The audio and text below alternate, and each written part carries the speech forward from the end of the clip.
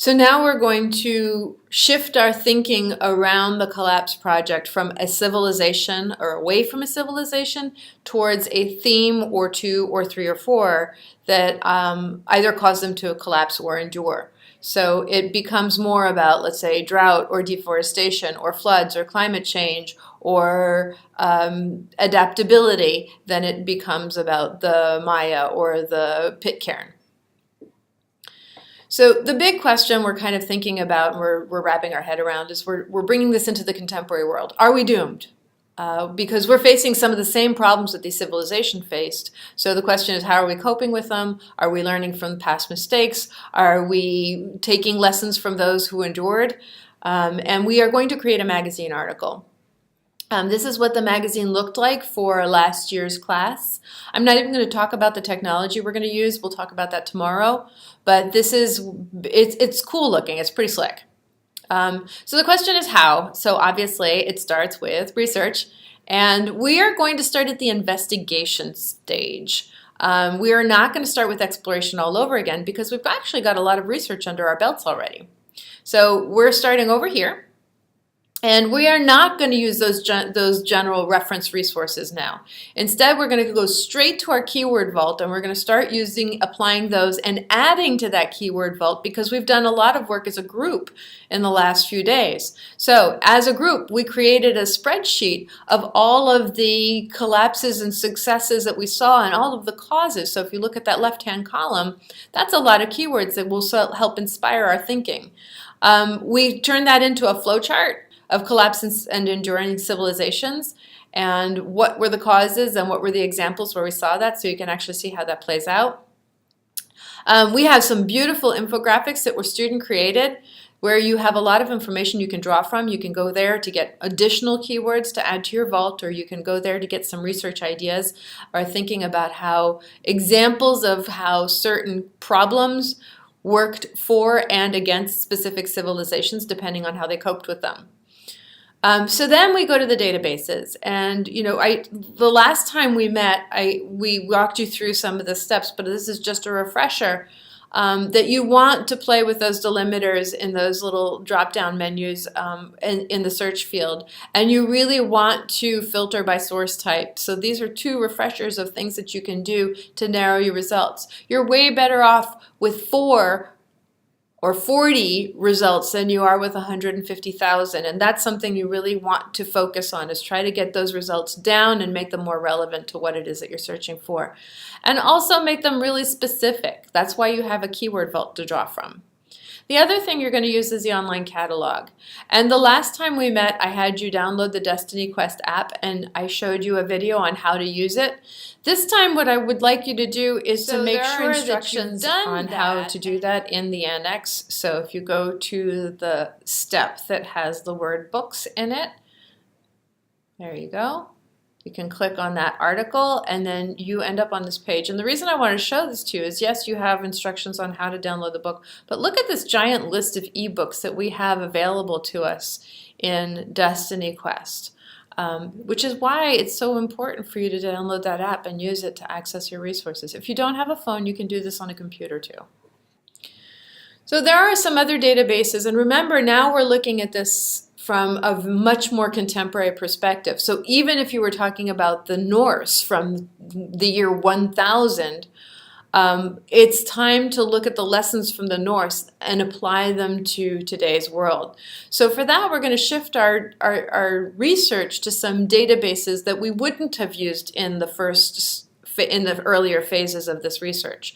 But now we're going to look at global issues and context, which is a great resource for things like deforestation or climate change. CQ Researcher puts together some really great comprehensive documents about a given topic. The chronology is especially helpful. And then the newspapers link will take you to basically the top 12 newspapers in the country, going all the way back to 1760. That is a very valuable resource.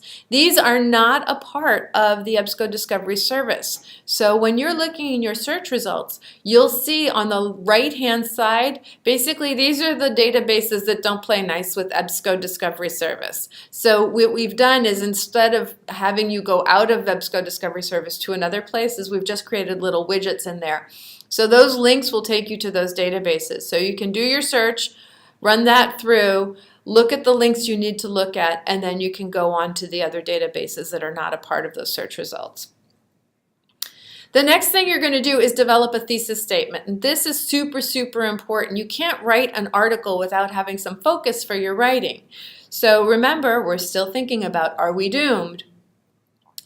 Your thesis statement is going to go into your EasyBib notebook. And it goes over here on the right, and I find that it's easier to write it down somewhere else and then copy and paste it into that space because the field for writing it is very, very small. And then in phase 3, we're going to analyze or connect our learning. So we've talked about this before. You have to explain the relationship between your source, the learning, and your project. And that is what you do in the comments for your note cards. In this final stage, where we do the processing or the analysis of your writing, it's not the final stage, it's the second to last stage. We're going to look for gaps in your research. And very often you should find one in most cases that, you have all these pieces of information, but something should be missing. And for that, you might have to go all the way back to reference to get to sort of uncover or discover whatever information you need to learn in order to incorporate that into your argument and your body of evidence. The last phase, this is truly the last phase, is the creation process. And this is an example of a student project that was done last year. And you'll find that at the very end, there is a work cited. So I have a couple of things to say about the work cited.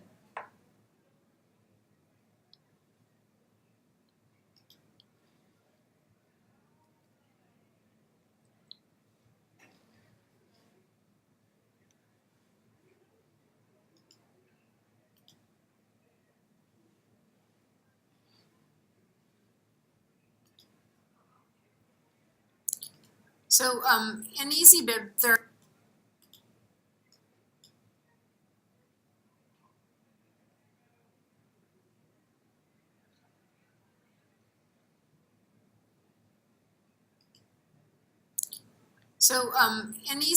there are a couple things you should probably be thinking about as you get started. So first of all, let's log in.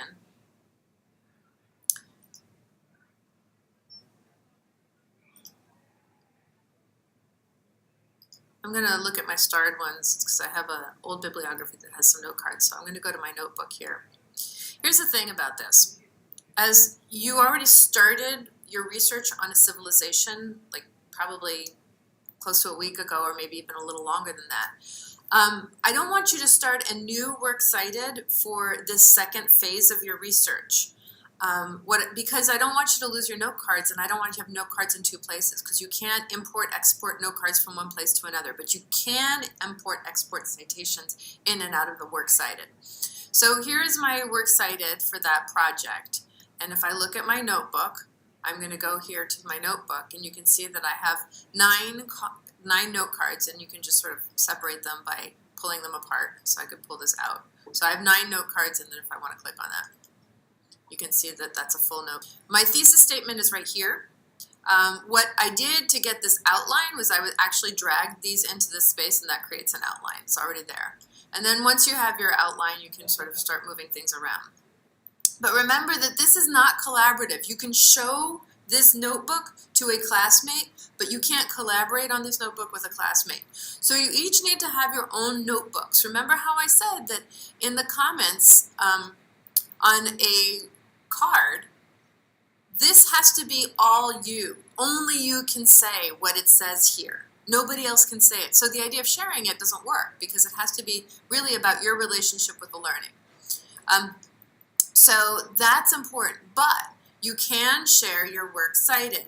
So what I want you to do when you're working on this project is I want you to continue building on this bibliography. Whatever you've got, even though you're not going to use all these resources, continue building your works cited here. Continue with your note cards here, because this is all part of the same learning process. We're still in the same unit. We're still studying collapse. You've just shifted your thinking. And that's natural. As you move from exploration to investigation to processing or analysis, you're going to shift your thinking. So this is a natural progression in the research process, not just unique to this unit. So what I'm going to show you now is how to move citations in and out of your Works Cited. And you can move them to another Works Cited and sort of house them there, or you can keep them here. So you can just streamline this and keep it the way you want it to look. But once you've checked citations, do you see where it says with checked? You can copy them into another project. You can export citations to Word. You can export specific citations to a Google document.